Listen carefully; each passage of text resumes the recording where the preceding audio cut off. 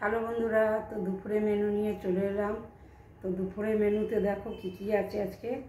ওই গরম ভাত আছে, আর গন্ধরাজ লেবু আছে, আর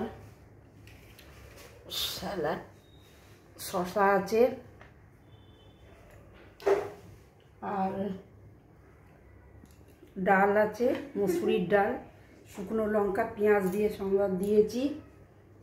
আর এটা আছে ভিন্ডির দরমা করেছি, এর মধ্যে দিয়েছি জিরে, আদা, রসুন, পেঁয়াজ। তো আমি পটলের করেছি, কিন্তু আমি ভিন্ডির করিনি। ভিন্ডির আমি প্রথমবার করলাম।